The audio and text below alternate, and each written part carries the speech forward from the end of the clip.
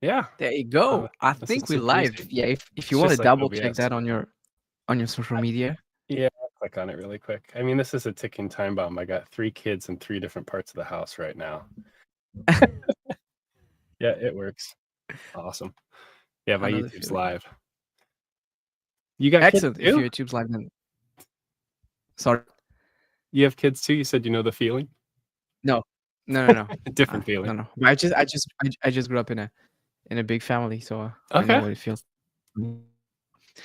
Excellent. Let's give people like 2 or 3 minutes, sort of understand what's happening here, Yeah.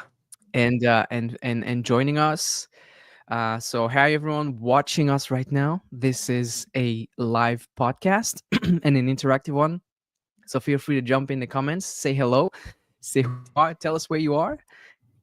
And if you have any questions for our amazing guest that we are going to discover in about a minute, let us know that also in the comments. Excellent. Cool. Yeah, I Yeah, had everything is. I'm really glad this still happened. Like my daughter had 103 fever last night, so it was fun Ooh. figuring out how to integrating like fatherhood. I mean, it's like right on point with the conversation. Like she's literally behind the computer, passed out from Tylenol, trying to rest off the flu, and then my son Akio is taking a nap back that way, and then my daughter Emiko, who's 3 now, almost 4.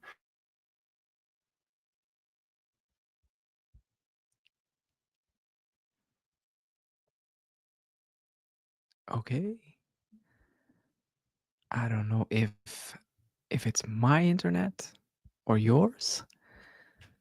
We have a little bug. Okay, people are joining in. Everyone, welcome to this live podcast. Let me know in the comments down below if you hear me correctly, and let me know where you're located. That could be interesting. And we're going to start in about a minute or two, so you can discover our amazing guest. There, I'm gonna switch my glasses. These won't have too much reflection. There you go. Much better. Okay. No, is it my? Oh no. Okay, it was Joseph. Okay. Let's give him a minute to come back. Classic technical issues. We're engineers. We know the feeling. There you go. Live event. Okay. Let me know in the chat if you can hear me well. How's the sound quality?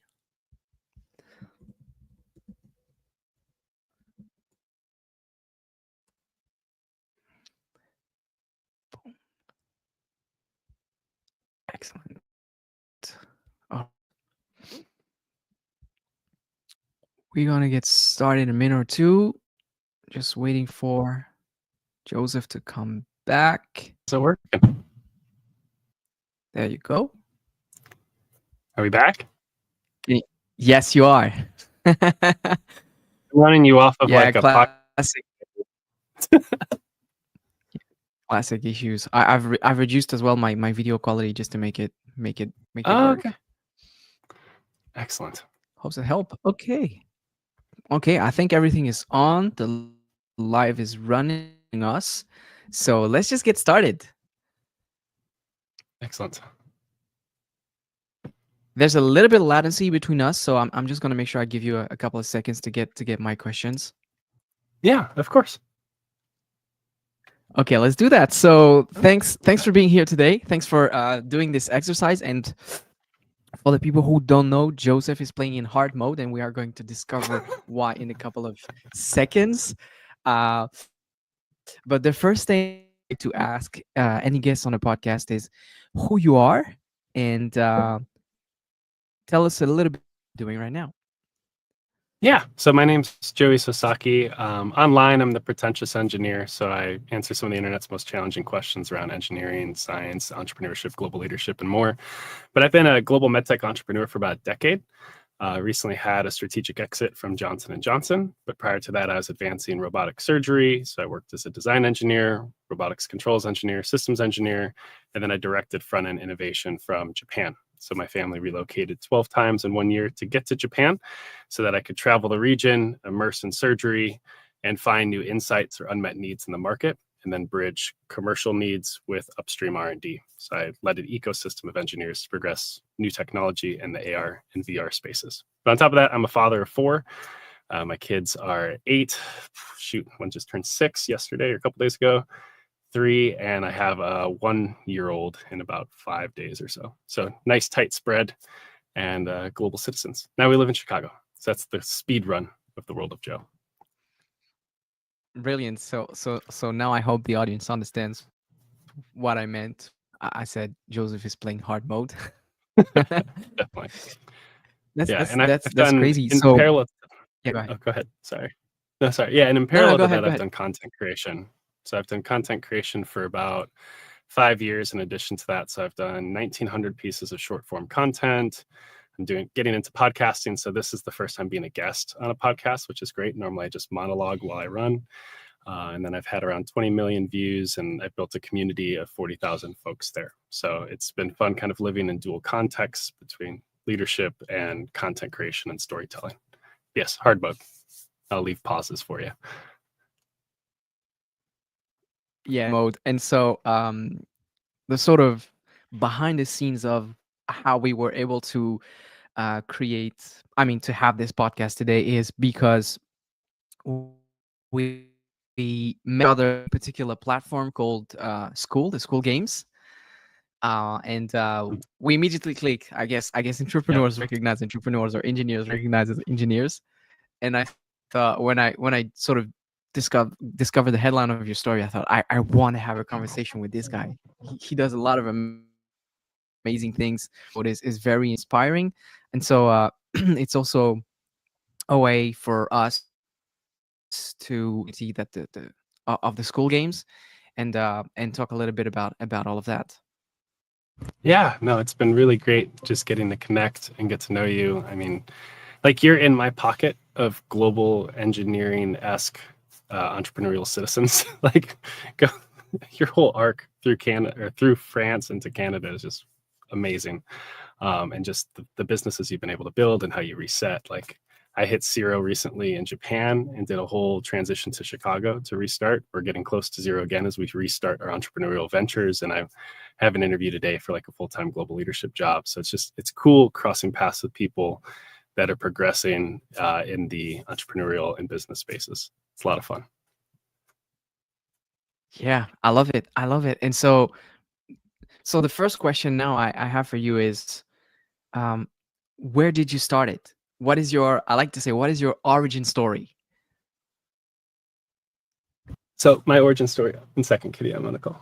My origin story is a little bit complex. So I actually totaled my car in high school. So I ran a red light. I was driving a 1994 Honda Accord, and I smashed into another car. I T-boned it.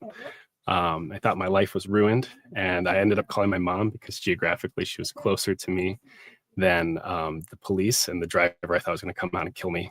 So it's kind of like my life felt over in that moment because I'd spent everything I had in high school to buy it.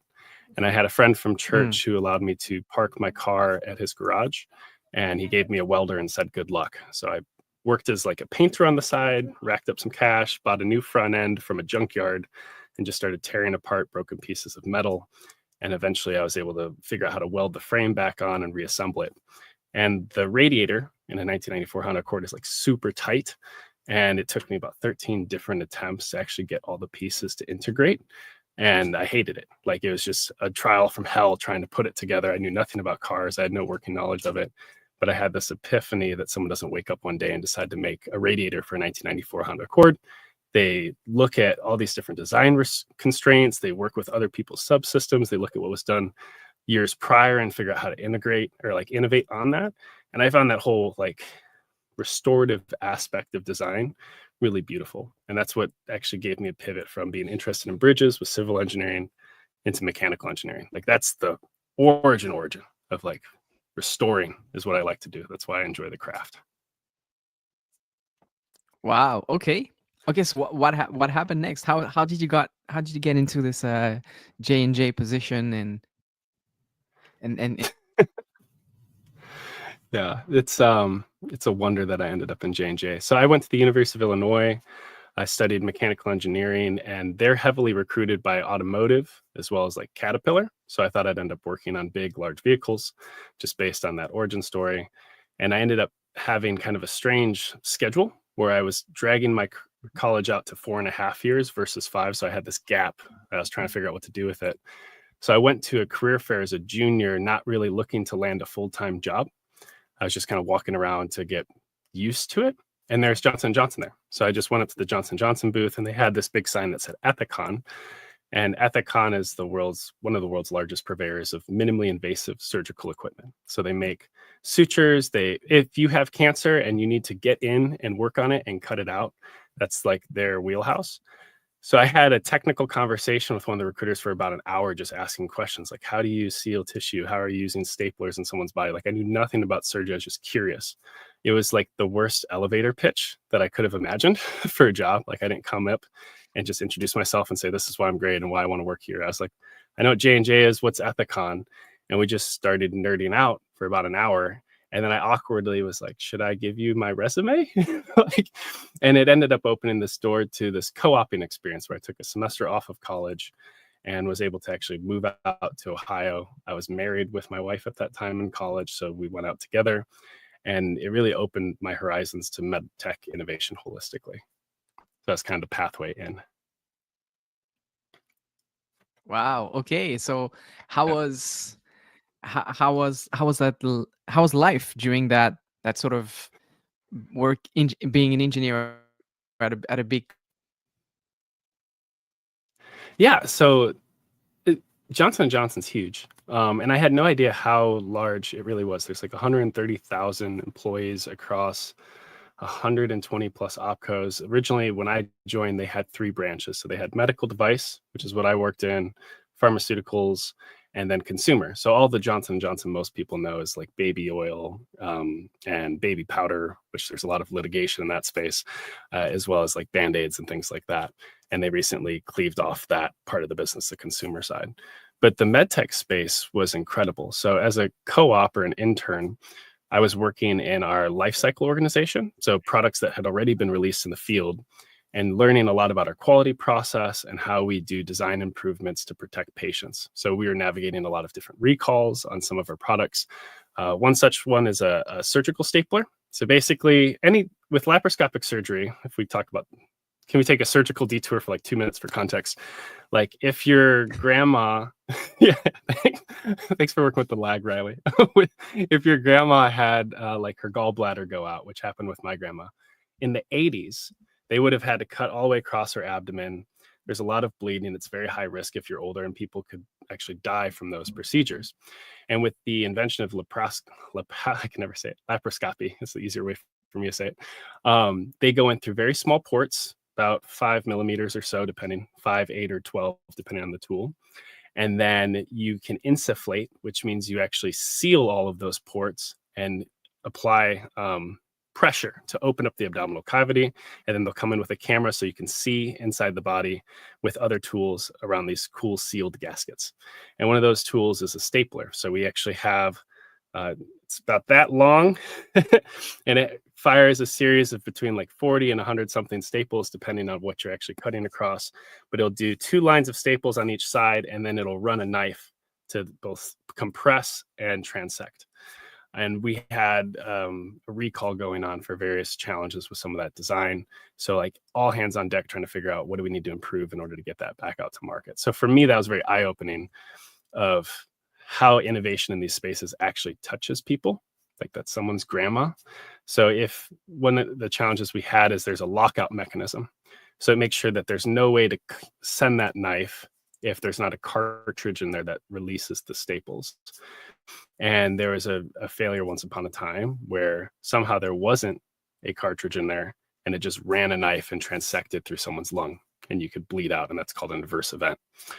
So surgery has inherently very high risk. There's a lot of pressure to meet really grand challenges, but you're working in such a small space that there's huge constraints you have to navigate within. So there's always going to be trade-off, and sometimes that can cause a mechanism like the bailout lockout to fail. And then you have to put more safety mitigations into place. So I've always lived kind of at the convergence of the patient, risk management, and design, and kind of spanning all of that. That's where I started. I'll leave some space. Questions, thoughts? Yeah, brilliant. Let us know in the comments down Yeah. below if you have any questions. If you want to know more about that sort of chapter in Joseph's life. Yeah. So I want to know sort of how you transitioned from this position, the entrepreneurial your entrepreneurial arc. Yeah, you want to go with like the full send. All right, so I could run that. Yeah, yeah, 'Cause it's absolutely. And complicated. it's really interesting for me because m- my sort of the other way around. I started from the startup and then got into the big company, big corporations, and so I want to Yeah, navigate it through that. yeah, I could work with that. So Johnson & Johnson's a monster. And you're normally, when you come into Johnson & Johnson as an engineer, you're kind of presented with these two tracks, which I'm all about busting tracks, but we're going to start with the career that was positioned in front of me and how I found something different towards eventual entrepreneurship. So you can either progress technically, which means like become a darn good engineer, get really good at it, maybe become lead design engineer, and then eventually like the pathway towards fellow and the wizards in the engineering space. And I was really good even as an intern, but even throughout my career of connecting with the wizards and the fellows and understanding what is the knowledge that is trapped within a people and not in procedure or documentation, how we make sure that we're transferring that. How am I gleaning everything this organization knows so that I can actually progress new solutions myself? So that's the technical path. The other path is the leadership path. And the traditional way to do it, at least at Ethicon before robotics happened and completely blew up our organization, is you would progress down the technical path, become a darn good engineer, then lead an engineering project as a project director through like a training process. And then from there, you maybe direct a franchise. So if you worked in like energy modalities, we have lots of cool energy tech that I've worked on. And then eventually like VP of R&D, and it just keeps climbing from there into the corporate side. And those are the two tracks. For me, I was always in a complex position because my leadership skill set and my ability to connect and solve problems through community did not allow me to necessarily demonstrate deep technical capabilities, even though I had a very strong technical base. So for instance, when I was working in like, we have a really cool algorithm for a technology called harmonic. A harmonic is a vibrating blade. We oscillate at 50,000 cycles per second. It's amazing. It uses resonant waves. I did a TED talk about it a long time ago. And when you bring it in contact with tissue, the friction creates immense amounts of heat. All the water evaporates, the proteins cross-link and it gets sticky. And this allows surgeons to cut and manipulate through tissue with really fine dissection, which is actually critical in Japan when we get up to the Japan side. And I was working on progressing like new AI algorithms to be able to sense when you had completed transection, because the way we had done it prior with neural networks was like suboptimal. This is well before like LMMs and all of that. But rather than just doing that myself, I worked with external innovation houses to kind of lay out a scope of work. This is our problem space. This is how we've done it in the past. This is how, like, the boundaries with which you can work, and these are the outcomes we need. And we're able to improve the accuracy of that predictive model very high, and then that's something that actually goes out into market. But because of that, that's technical leadership, but it didn't show me as like this technical engineer. So I hit a lot of like glass ceilings along the technical path because people didn't perceive me as technical, which was very strange. So I actually moved into robotics controls. So we were doing a joint venture. This is what's it called? Build to buy. The build to buy model in medtech, if you're familiar with that. That's when you have a very large strategic, such as Johnson & Johnson, with deep pockets that wants to enter a new space, but because of the organizational constraints of such a large ship, it's difficult to turn it. So they have to work in the kind of a large venture capitalist model of farming startups to do things on their behalf. So J&J played in this space in an incredibly large way. So they actually shook hands with Alphabet through Google, and they started a company called Verb Surgical that was making a surgical robot. Wow. Okay. And then Ethicon, where I worked, was making all the instruments to go on the robot because we understood the clinical science, the customer side facing side of it. We're great at instrumentation for multiple decades. So it should be pretty simple, like make a good instrument, pop it on a robot, have the startup make the robot so that startup could move fast without, say, some of our challenges with our quality process and things that slow stuff down, and then kind of build it out over time. So J&J total now has invested at least 12 plus billion into the robotic space across 2 acquisitions. really 3 if you count a company called Velis. And we still haven't seen an ROI, which is why cash flow is very challenging. But in the early days, I was the 16th person in that joint venture ecosystem. So I was in the Ethicon side, but I was the one of 3 robotics controls engineers. Like I just taught myself how to do controls. And I was working with the PhD robotics controls engineers at Verb Surgical to bring these initial instruments to life.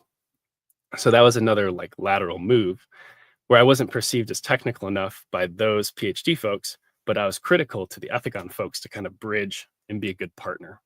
And I think that's where I started to learn that I love like integrations that are messy across volatile landscapes and ambiguous problem spaces, because we're really like shaping fog. We had never made a robot before. We've made instruments before, but we didn't know how to take that huge leap forward and do it well clinically.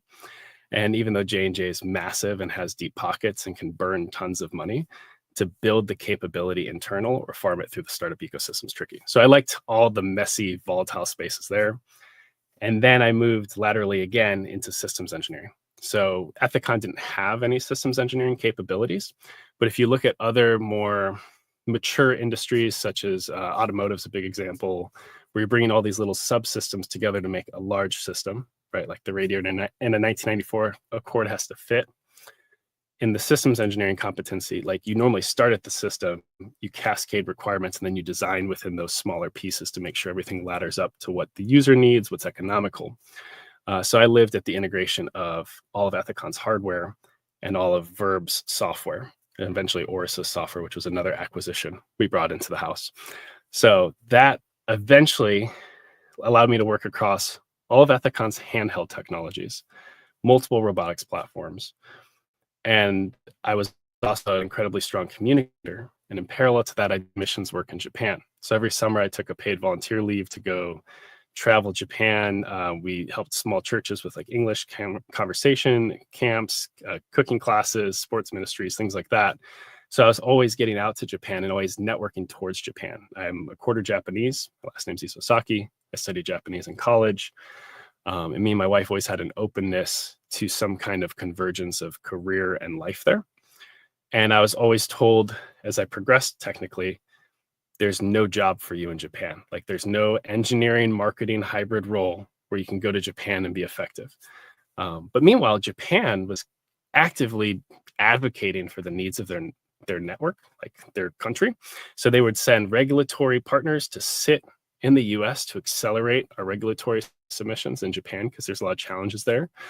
They would send quality partners, they would send their marketers to embed on our teams. And yet it wasn't as reciprocal of sending engineers back and forth. So I was always a great connector. I had the language, the competency, the technology, and I got tapped on the shoulder to go and lead front-end innovation in Japan. So that's kind of the arc, is that the job was presented to me because a request came from Japanese commercial of, we really need a global leader to sit and bridge commercial and R&D. Do you know anyone who could do that? And even though I was young in my career, I was still a senior engineer. I was tapped on the shoulder because I had kind of that full set of capabilities. I was open to the region. So I had a lot of VPs on both sides kind of make it happen. Yeah, go ahead. Yeah, I want to know, Yep. at that at this particular moment, what was your family situation? When I was, okay, this is so fun. When I was presented the opportunity, I was given a piece of paper, and we'll get to family, that had like front-end innovation lead. It showed the KPIs they're trying to accomplish. My boss handed it to me, and he had been vetting me for the role, and I didn't know about it because I was actively trying to also get a role in systems engineering in parallel. So it was like there's a lot of smoke screen because it wasn't real.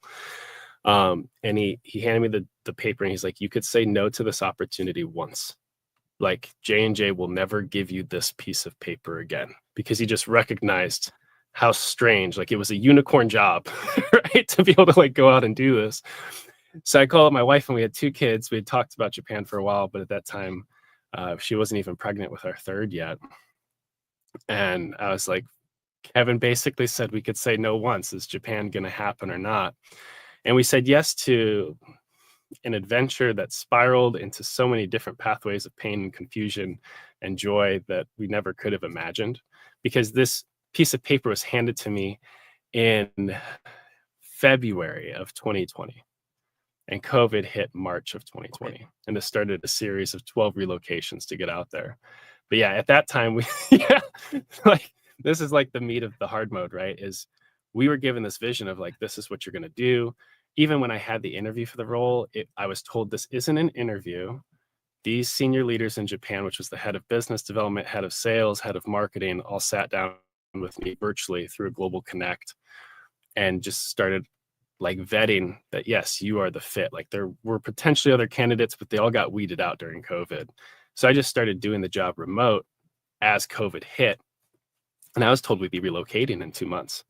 And it ended up being 12 moves over the course of 1 year to get to Japan to actually do the work, even though we started it remote. But yeah, our family situation evolved immensely, if you want me to go into those pieces as well. If you want to talk about it, if you don't, Yeah. that's perfectly fine. And I Yeah. think No, it's fun. we can also save a couple of details for maybe another episode Yeah. or another for. I don't want you to sort of give away everything at once. If you want to save a little bit, and but if you do, yeah, feel free to continue. Otherwise, I would like to sort of fast forward into Mhm. you exiting the boat, the corporate world boat, and creating your entrepreneurial path and creating that school community and everything around Yeah. it, the ecosystem. Yeah, no, I could run through all of that. I will touch on the 12 moves speed run, but like less than a minute, just because I think it provides context to the exit. Like that's Definitely where the be why for the exit came from. Yeah. So like I was offered the job got killed because of COVID. And then I was reoffered in April 22. So about a year later, which gave me a great opportunity to do systems engineering for a year at another company's integration. So very thankful that COVID killed the job because I was able to move into it when it did start with a more systemic approach with just more rigor to what I wanted to build at scale. And then when I was reoffered the job, we were told we were going to be moving quickly because they thought Japan would open for the Olympics, which was a false assumption. So we sold our house, everything got packed out into boxes, and they basically like put in a shipping container across the sea. And we ended up moving into a furnished apartment, and Japan never really opened up as planned. So that apartment had a bed bug infestation. So we moved into a hotel, lived in Chicago with family, back into a hotel, back into the unit after multiple rounds of extermination. At this point, we had 3 kids when I was reoffered the job. So my third child was raised like Harry Potter in a closet because we only had a 2-bedroom apartment with 3 kids. And then we were finally given the green light that we could actually immigrate to Japan. So we moved out of that apartment. We went to Chicago to see family for Thanksgiving. And 2 days before we got on the flight, they closed the borders for Omicron. So we were displaced again. So we lived with family in a hotel, in a furnished apartment for another 4 months. This disrupts all schooling for the kids, right? And then we finally got access to relocate out in March of 2022. I think I got my dates right. 23. I forgot. It's 2025 now. It's messy. Like it's super messy. But the reason I share is we went on such a crazy journey in order to progress innovation from Japan. And when I was in Chicago, we lived 20 minutes from our family. This is right now I'm in my family's basement, actually, is how we got to Chicago. But we were always driving past the big players in medtech in Chicago, like AbbVie, Abbott, Baxter. And I was like, man, it is really hard to stay faithful to this whole Japan J&J thing because this is too much. Like there's so many lines of like, this is too much. And we finally got out to Japan and it was incredible. We had our 4th child in Japan, and a couple, like 2 or 3 months before we had our 4th child, I was given the news that the assignment was going to be ending as scheduled, but it felt early just based on the lead times of what we had progressed over 2 years in country. And I actively tried to do anything I could to provide stability to my family in the region. I applied to over 20 roles within J&J. I talked to multiple company group chairmen, VPs, presidents. I demonstrated what I had been able to deliver on behalf of clinicians, the teams I was able to direct globally. But because of all these lateral moves I had taken, there was still a lot of level issues that had occurred. Like I was still an engineer on paper, even though I was directing 32 people across a global context to progress innovation. So from some stance, I wasn't promotable within the organization. And there was one role for business development that was incredibly promising. So it'd be over Japan as part of the APAC BD team looking at acquisitions. leveraging all the technical experience I had within J&J, I could figure out what fits within portfolio and what to progress in their startup kind of venture fund kind of thing.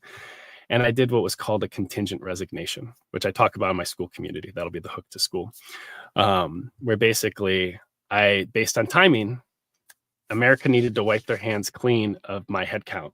So they're saying you could relocate back to the US to New Jersey, which was a completely different city than where we were from. We had no support network, or we had just had a baby in Tokyo and we had a team and a support network. So I was like, well, we're going to hope that we get this BD job. And if I don't get it, I'll exit, because I've lost all the relocation support, all the expat support. And for reasons I still don't fully understand, I didn't land it. So I went all in on entrepreneurship in the Tokyo scene. And that's the full restart. And my baby's crying, so give me 1 second. No problem, no problem. So in the meantime, I'm gonna send a message to you, audience. Wow, looking at this live cast. Like I said, it's a live cast, so things happen like this. So let us know in the comments down below if you are enjoying what's happening. If you have any questions or comments, things you want to share with Joseph. Yep.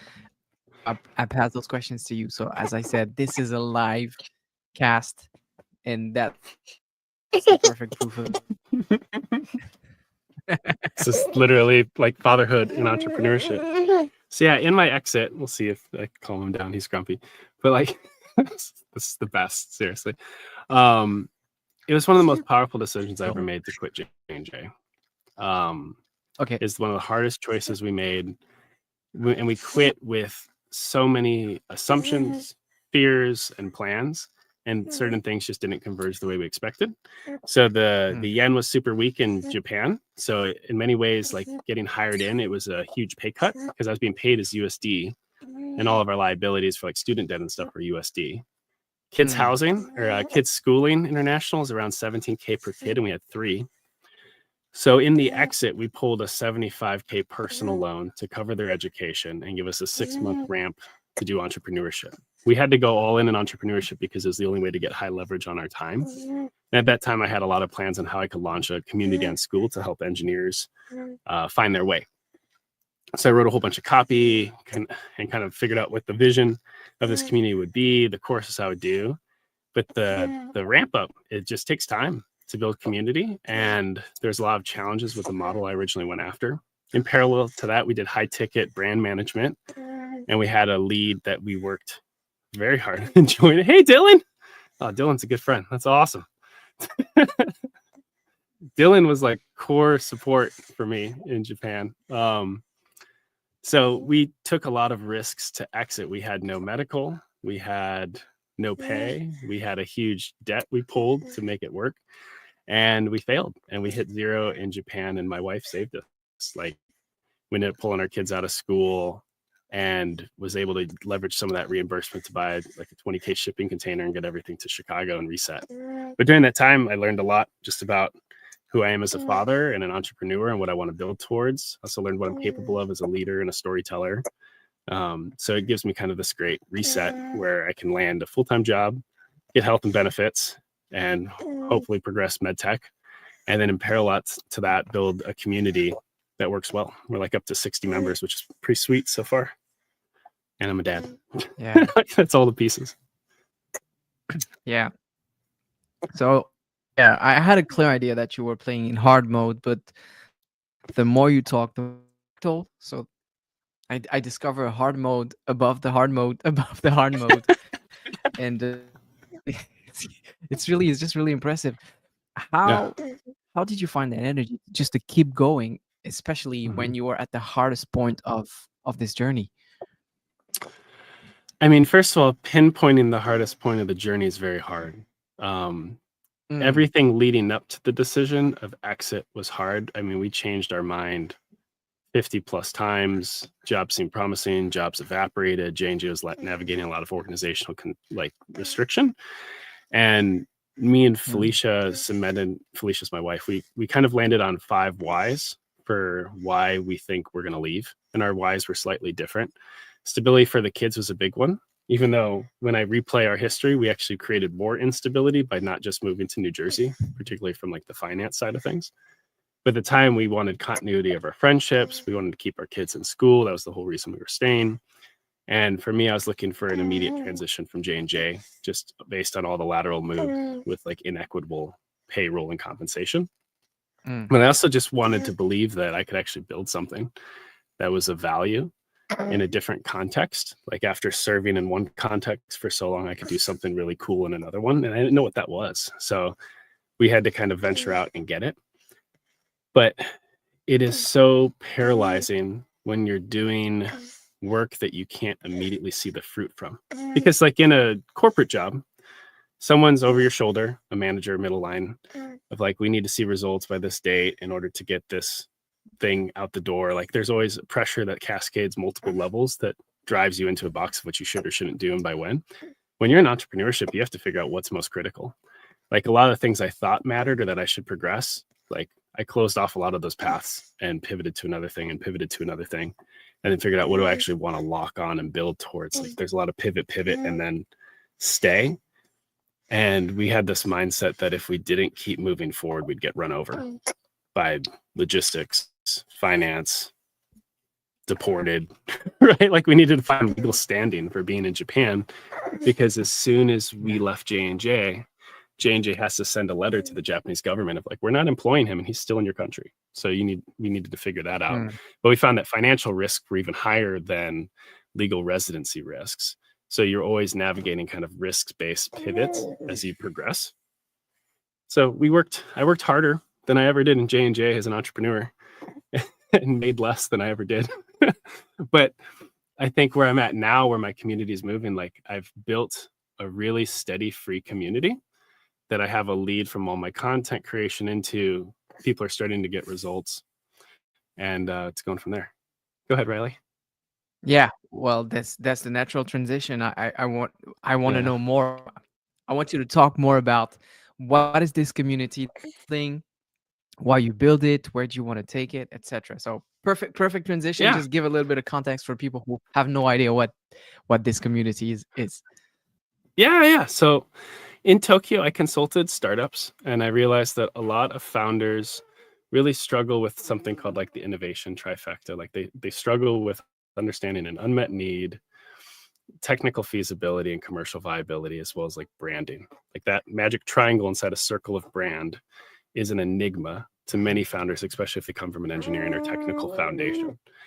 And what I'd realized, like over the arc of my career in J&J corporate, and then moving into starting my own business and like having to teach myself how to do sales, even though I'd seen sales happening with surgeons as I was traveling the region, like I saw the best sales reps in Tokyo. Like I know how to do it. Doing it for yourself in your own context is really tricky. And I've been able to span from engineering into global leadership, into building businesses through entrepreneurship. And I realized that my ideal customer avatar is someone who's actually progressing through that continuum. Normally you want to lock in on like, I'm going to make a community for engineers, or I'm going to make a community just for school community owners. And you want to be very niche and very specific.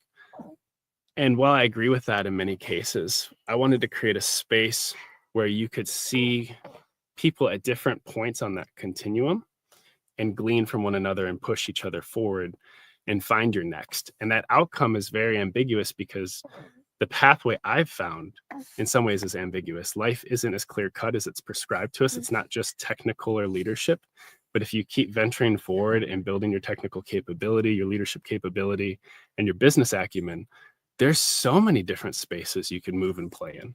So I wanted to create a community that's focused on helping engineers find their way so that they can secure their next best opportunity. And it starts with teaching people how to say goodbye or quit their job. So like the main course I have, which is free in the free community, is it came from an insight from one of my best mentors. He was a old timer at J&J. He's got like 100+ patents, just a wizard.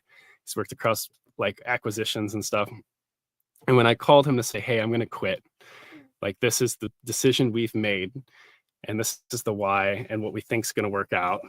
He told me like, your tolerance of risk is beyond anything I can imagine. Like for him, he got impacted by a layoff and got rehired into the same company just to keep all of his stock options and stability for his kids. Like he couldn't fathom our ability to leave and navigate the what happens next. And he he ended with this encouragement though, of like, I'm really excited to see your TED talk where you talk about what your plans were and how you failed again, failed again, and then became an overnight success. Like, he was excited for that story. And after getting that feedback, I figured out, like, I have to figure out how to tell this story in motion. Like, I need to capture, how did I get to the point where I was able to leave the comfort of a corporate job, and where are people stuck in that continuum, so that they could either move to another corporate job that's fulfilling or venture out into the business continuum. So that's kind of what I'm trying to craft on school, is you have to help people quit to figure out what to move towards next, because everyone's stuck. I'll pause with that. Yeah, yeah. I've seen that a lot. Even with my friends, there's a huge sunk cost fallacy.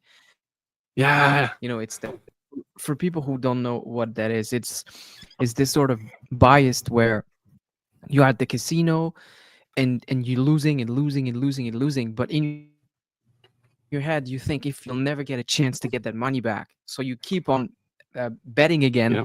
hoping that you'll get, that will sort of reimburse everything, but in reality you just keep on losing, and you'd be better just stopping here, taking your loss and moving on. And this happened in the business world, where you don't want to close a door because you think somehow Mhm. something will happen and compensate. Yeah, it's really Mhm. common. It's really hard to fight. So Yeah, sorry for cutting in with latency. no, I that was great. Go ahead. the second class in because I have 9 modules. The second module is called The Frog in the Pot, and it addresses the sunk cost fallacy just in kind of a different idea. It's this I don't know if it transfers into French. I don't know how you'd say it in French, but there's this idea that, like, if you put a frog in a pot and turn up the heat because it's a cold-blooded animal, like, it can't perceive the change in temperature. Go ahead. French are worldwidely known for eating frogs, and so we definitely have this exact thing. Okay. Oh, that's awesome. I have had frog legs before. I didn't think about it that way. But yeah, so the expression, at least, is this idea that a frog can't perceive temperature, so it stays in the pot and it gets cooked.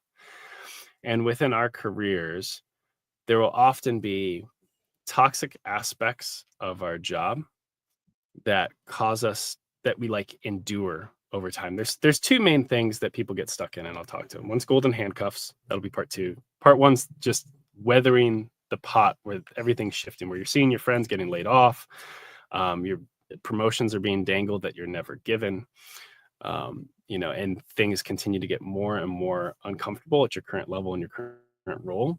But for some reason, you become what I call, like, a consenting frog to the pot. Like, you haven't jumped, and it's not the right fit for you. You know that you're not progressing, but there's something that keeps you from being able to actually break through all that inertia and pivot, have impact, and shift out of that pot. So, like, that's the second module in my course, is just teaching individuals to recognize, like, let's name all these factors that you're feeling that you haven't been able to name. And then, do you still consent to be in the pot or not? Because this is what your life actually looks like. You just haven't been able to process it and make that choice. The golden handcuffs are they're not malicious, but they're intentionally crafted retention tactics within corporate, particularly corporate America, but anywhere in general. We normally think about these as good things: a steady paycheck every week, medical benefits, but then it goes like stock options, and it just keeps climbing. For me, I got like different stock 1K. options. Yeah, right. Like, anything you can do to keep people. But for me, I was given a whole bunch of stock options for a few good years, and they were set up where, like, you have the option to execute the stock and get, like, the difference in how much it's grown. And that looked very promising from where J&J was, but we were at a COVID bubble. And I was hoping that I'd be able to pull those when I exited. They retained me for 4 years, but J&J stock dipped below where it was. So when I was exiting J&J, what had retained me was worth absolutely nothing. And that doesn't always happen. That's an exception. Yeah. But for me, that was like, I had to realize, like, that was just painted in gold. It wasn't real in my case. And what they didn't do is they didn't promote me and increase my base comp and level me correctly. They gave me something to retain me where I was at. And then they didn't have to pay anything out for it. So a lot of these retention factors keep people stuck, either because there's the good shiny things, or there's just a lack of willingness to break out of the pot. And people don't really discern when it's time to either look external or stay where they're at. Because I still think you also go through hard seasons in your career where you should like find grit and stay. I don't think everyone, this is a toxic comment that people won't like. I don't think everyone should be an entrepreneur. I don't think everyone can be an entrepreneur. I get a nod. Like, it's incredibly high risk. And what my family's had to navigate in the failure is massive. But there are things you can do to burn down that risk and make it a more accessible progression. So I didn't want to create a community where it's like, you'll be able to quit your job and then you're making 10,000 a month doing something magic. Like, sure, drop shipping can work for some people. I've seen that shit. But like, folks have to work. And like, if we want to advance global healing, people have to be doing cool tech. But there will come a point where you do need to find a different role or a different opportunity within a different context. And I want to help push people towards that because I think that's much more attainable and real in the world we live in. And then some people could be the outlier unicorn founders, right? Yeah, 100% agree. I love your not everyone can be an entrepreneur. Too many people hear the sentence anyone can become an entrepreneur. Yeah. And they hear that, but they understand everyone. But anyone is not everyone. So that's where the trap is. And the other thing is, I think we lived the black swan pandemic, where a lot of people, and especially engineers, a mental model shattered. And the mental model is big tech are a sort of safe haven. Like for decades, big tech were praising on that idea of we are big companies. We are the best place where you'll grow your career and grow personally. In a lot of situations, it was the case. But unfortunately, during this Black Swan event, we all witnessed this massive wave of layoffs.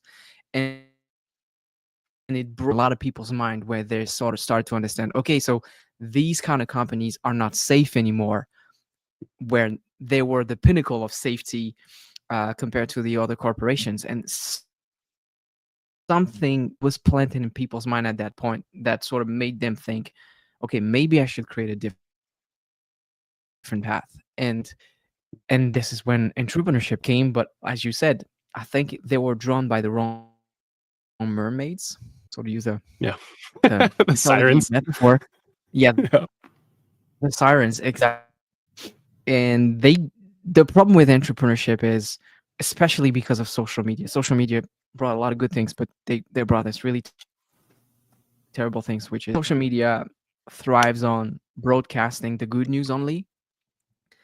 And a lot of people only saw the world of entrepreneurship through the lens of fast, quick money, digital nomad life things. And as you mentioned, very few people pictured the hard work.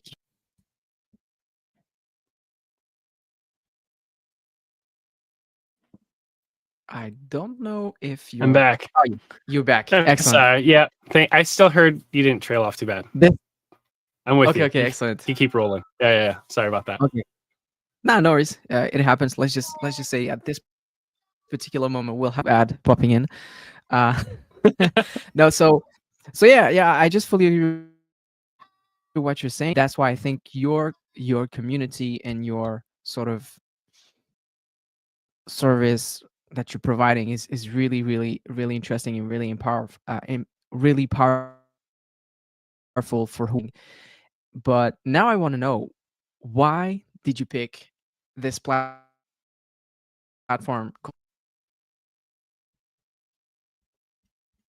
Yep. So why did I pick school? Okay, I'm tracking with you. Sorry for the delay. And sorry for the cocoa melon in the background if you can hear my kid playing with a toy. No. Yeah, so I'm good. So why did I pick school? Because I fell for quick and fast. Like Hord Mosey is a great salesperson. No, it's a little bit sarcastic, but I do think I saw people genuinely making income, and I recognize this is still, any platform is a pyramid scheme when you try to break into it. Like, to get to a point where you can get traction and a following that's monetizable, it's difficult. Like, I hit monetization on YouTube, I make $2 per video. Like, I can't quit my job off of YouTube, but I recognize that that's an asset to be able to communicate with a wider audience. And what if we drove that audience to a community? I tried to push them straight to a paid version, and then that's too big of a jump because you're expecting people to trust you, be willing to pay you, believe that they can get value from you, and be able to figure out this context called school and love it. And the reality is that's too many assumptions for most people to immediately jump through unless you're doing like really hard sales. And that wasn't the culture I wanted to create to actually move people up like their LTV.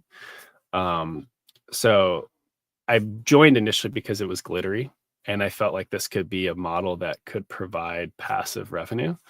And the more I've learned on the platform, I'm part of Calvin Hollywood's community leadership group, around retention and engagement.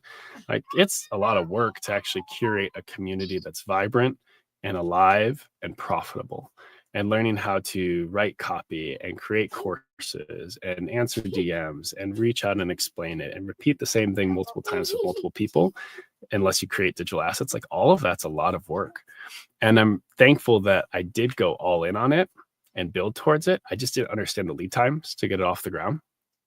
So that's where my family navigated like a journey of pain, as we just completed like our 15th move to get to Chicago across all those continuums, because we had to move when we left J&J. We had to move to get to America. All our stuff arrived, and we're with the in-laws until the business takes off. Like, I have like my whole year's laid out behind me with when different parts of my community launch and paid, and it all builds off of free. But I wanted to make sure the free community is exceptional. So like the why to get here was it was shiny. But the longer I've been here, I have a sense of like ikigai, or a sense of just deep purpose, and understanding someone's origin story, where they're at, what's limiting thoughts or boundaries exist that are keeping them from kind of punching through to a new level, to say, I could actually move from automotive into medtech, or I could move from an engineer and lead a team, or I could start a business and moonlight it safely while I still have health benefits for my kids. Like, those are the problems that I really like to come alongside people and help them figure that out, and figuring out how to do that in a way that's like economical, scalable. That's been fun to build business models around. So I haven't fully figured it out, but I'm close. So I have wait lists for the paid stuff that'll be rolling out soon. And we'll see if I can make my first dollar. I know you hit yours much faster than me. Just awesome.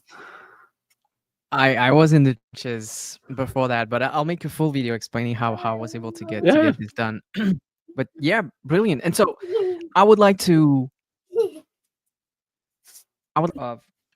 what is the service that you are providing or you want to provide in the future with this community, and then how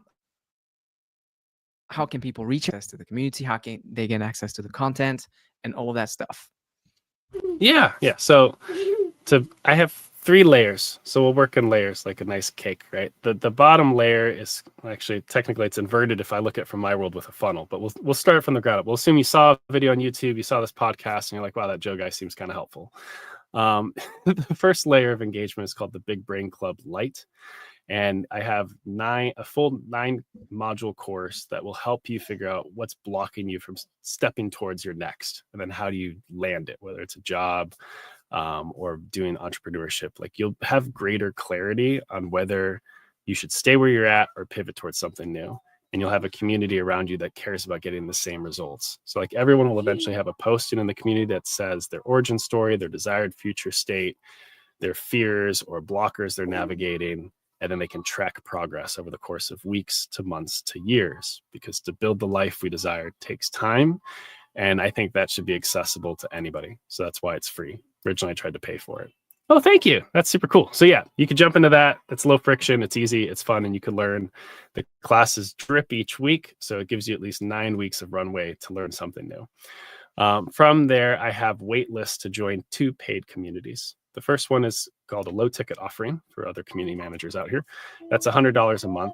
And that's going to be the Big Brain Club Pro, where I'm also going to have like weekly live calls with the community and then have what's called the Big Brain repository, where based on the needs of that community, I'll do additional courses or content around leadership, finding an international opportunity. I don't know if you hear the music in the background, it's cute.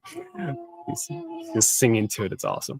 You'll have opportunities to join to join those live calls and have a little bit more proximity to both me, but it'll give you a more committed group of people. And then the highest tier is $1,000 a month, and that's one-on-one with the pretentious engineer. So it's a perfect, like, completely personalized one-on-ones with you to figure out where you're at, where you're going, how we can get you the results you desire over whatever time frame makes sense to you.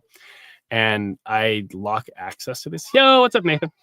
So I lock access to these communities quarterly for the Big Brain Club Lite. So you could only get in 4 times per year. The first enrollment will be April 1st.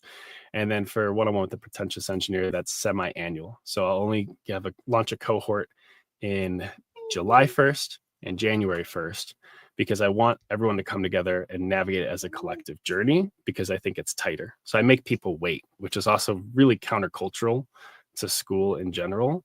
But I think it's worth the wait because you have people that are all in on it. They're energized, and the engagement's much higher because they all like come together built up and ready. So that's the model. And the results are whatever the person needs, which is the opposite of what you're supposed to sell in these platforms. But I really think everyone's next looks completely different. So I don't believe in a cookie cutter model. Everyone's in a different point in their career. I have people reaching out to me from a finance background, like, hey, can I join this? I'm not an engineer. Yeah, you can still learn how to quit your job and figure out how to lead a global team and how to be an entrepreneur. The pathways are winding. I think for people that are looking to carve their own course and learn how to live their own life, that's what I offer, because I've figured out how to do it after 10 years in J&J. Yeah, I'll pause. No, that's perfect. That's perfect. Yep. So I'm sharing a little bit of some of your links, and so it's super clear. So you have this YouTube channel called The Pretentious Engineer, where you are you are publishing, I would say, is it 2 or 3 videos a week? I have a feeling it's around that. Put out 20 a week, Riley. My volumes are way higher. It all matters, Riley. I do 14 shorts a week. I do 1 podcast a week, and then I do one to many. So what I mean by that is, if there's a member of our community that has a specific problem, like there's an individual, Mobeen from Turkey, was interested in, like, hey, how do I get to America? He's entrepreneurial, but does he go the academia route? Does he start a business in Turkey and then move there? I'll record like a 5 to 30 minute walkthrough for him, and I'll post that. So that gives me an extra 1 to 3 videos a week as I get momentum. And then I put out courses as well and host those on YouTube. My volumes are high. Absolutely. Yeah. And that was so funny because one of the first in school DMs, I asked you something and you replied to me with a loom, I think within the next 30 minutes, and it was like a 5 to 7 minute loom, really detailed step thing. And I already knew that you are a fatherpreneur, and I thought, I'm just to shoot that video and send it to me that fast. So I was super impressed. At some point I thought, what kind of energy drink this guy is drinking to be that productive? It's I mean, the secret to it, Riley, besides experience, because it's just reps. Like, I've done 1,900 videos. So then if I'm making a one-on-one connection with someone over a loom, I could pick up my phone, share the essence of who I am quickly, capture the perceived essence of who they are, and then kind of speak to the gap or provide context. Like, anytime I'm answering someone's question, I'm also seeing, am I building likability, trust, value? I could nurture that in 15 seconds or 30 seconds in a way that a lot of people can't, because they haven't done that much content. You look at their channels, they've done 5 videos. They're still figuring out, how do I talk to this camera instead of how do I talk to the person? And a lot of them still don't fully know who they are, like the essence of who they are and how they communicate it. So you get good at it through reps, but the technical tricks that like anyone can do is, it's just creating a low friction recording environment and becoming more and more content with lack of perfection. because the perfection comes with the reps and the experience, but you have to gain traction in these spaces. So like I could go from idea to a Loom video in under 1 minute and 30 seconds. I could do short form content with an edit in under 5 minutes for my current series that I'm doing. If I wanted to do like higher viral shorts, that's under 30 minutes. Those edits are more complex. If I want to do like a long form walkthrough, I could get that recorded and out in 30 minutes. If I'm doing a course, that's 5 hours because I have to plan it, have structure and flow. So you want to figure out how you scaffold your content and digital presence at different levels of value and the work required to do it. And then optimizing that it's all practice. I could push a button. Like it's awesome. Yeah, That's that's really impressive. Yeah. Yeah. Do the reps, and you'll get better with execution, which is again a perfect transition to my sort of section. That is, I always ask my guests to give us 3 actionable tips and not something theoretical like a lot of people do on social media. 3 actionable tips so that people can actually get better. So for you would be around content creation or maybe around your school. You already, if you want to get better at videos, do the reps. Do 1900 videos. What could be the 2 other that you could share with us, whether it's for school or for building your brand, building your business, building your community? Yeah, I'll do one on because we talked about integrating fatherhood and entrepreneurship. So I'll do one there. And then I think I'll do one on overall like career and like shaping your life. So from like the fatherhood entrepreneurship one, and not everyone's a father, right? Not everyone even desires to have kids. There is often this tension you will feel at some point in your journey that you won't get to be enough in a work or an entrepreneurial context because kids are somehow a limiting factor, which I wholeheartedly reject. Because I've found that when I bring my child onto a call, like when I'm doing work alongside my kids, they're seeing me modeling how to provide value to the world through the works of my hands, my intellect, my passion. They're seeing how I connect with other people through a Zoom call. And at the same time, those people are seeing that I'm not ashamed of also being a father and an effective engineer, global leader. And it's something I actually got highlighted about it from Alex Gorski, who was the prior CEO of J&J. Like during peak COVID, when everyone went remote, there was so much insecurity. Like every call we had as a team online, because J&J went full remote, unless you're critical in the lab. So people are like building robots in their garages and stuff. Is epic. But like anytime there was a lawnmower going off or, construction noise or kids, people are like, I'm so sorry. Like they're always apologizing.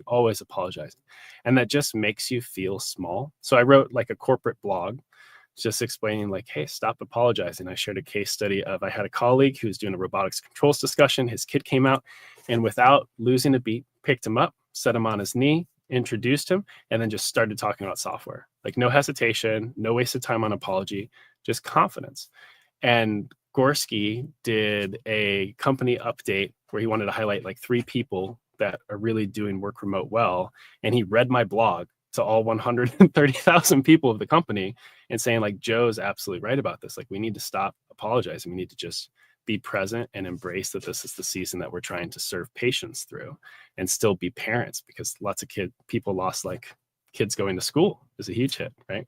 So that's the parenting one. So like one thing you can do in there is to learn how to nurture a confidence to never apologize for having children in any situation, on a Zoom call, at the grocery store when there's a disturbance.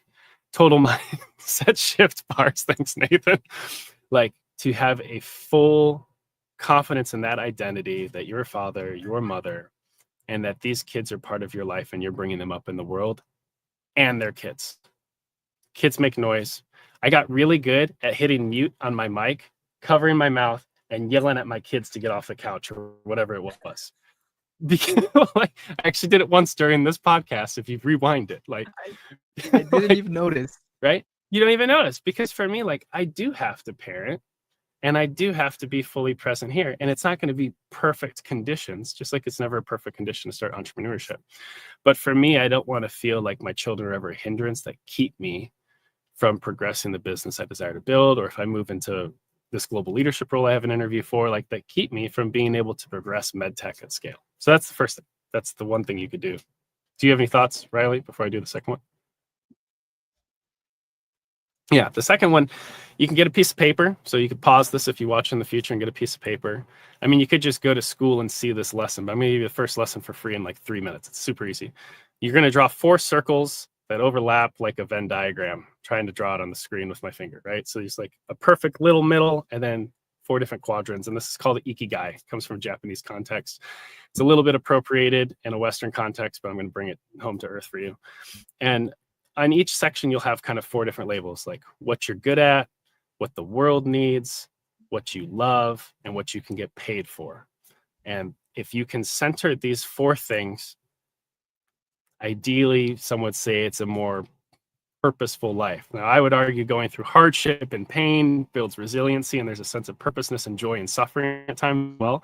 So for chasing comfort, it doesn't always work great. But holistically, as you try to carve out your career or your dream job or what you want to build towards, it's a really helpful working framework. What I would have you do is draw those 4 circles, but do it 2 times on the same piece of paper, like one over here, one over here. And on the first one, I want you to map out your whole career with stars, circles, and squares. So when you were a design engineer, you were good at it, you're really passionate about it, like you loved it, but you didn't get paid well. And put that dot, and that was 6 years ago. And then when you moved into robotics controls engineers, you actually didn't feel very good at it, but you're doing it. The world needed it. You got paid a little better for it. And you don't know if you loved it, and put a dot over there. And I want you to track from past to today, which is called like retrospective sense making. And then what I want you to do on the other one is approach it in a more exploratory manner. So maybe put a dot of a role you can see within your organization that's in the same division or a different division. And how would that make you feel? Or look at external job postings on LinkedIn, or consider, what if I moonlit and built my own little business? What if I started a community on school around something I'm just passionate about, and how could that become centered? But then you could put those dots and see, do I actually need to take a shift towards that? Or do I stay the course where I'm at? Like, it's actually not that bad. That module is called The Grass Isn't Always Greener. Like, we like to think the grass isn't greener on the other side. Sometimes it is. Like, sometimes you have to get out of your like dry, barren desert and move into a new space. So that exercise should provide a lot of clarity on where you can go next.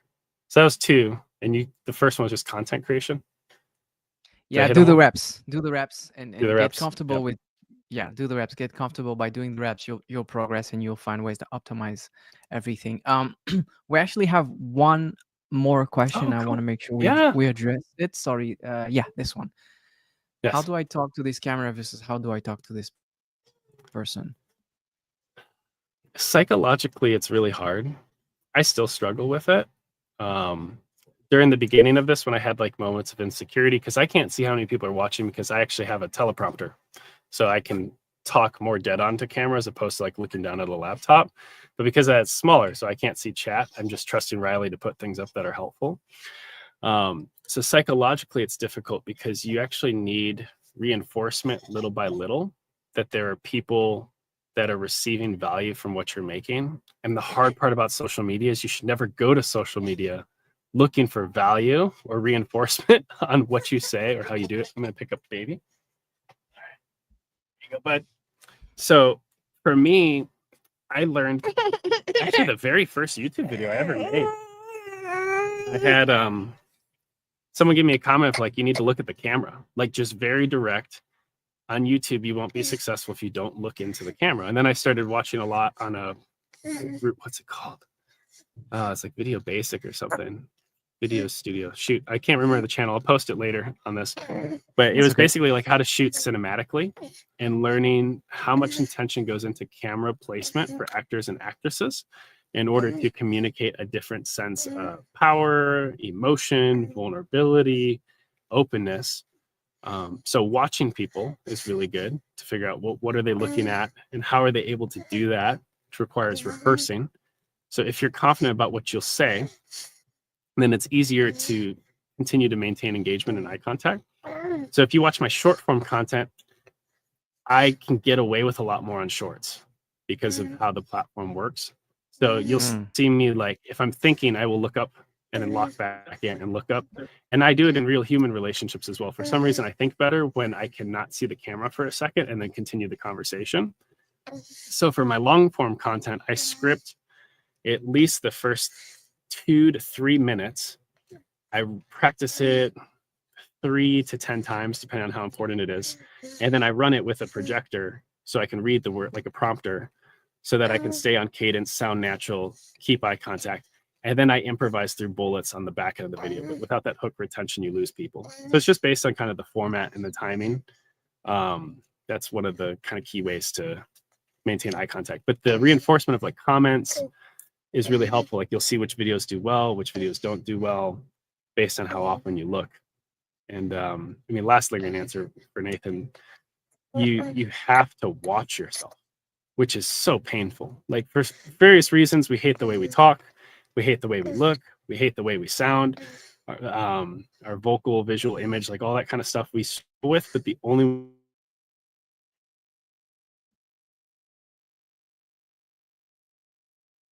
Oh.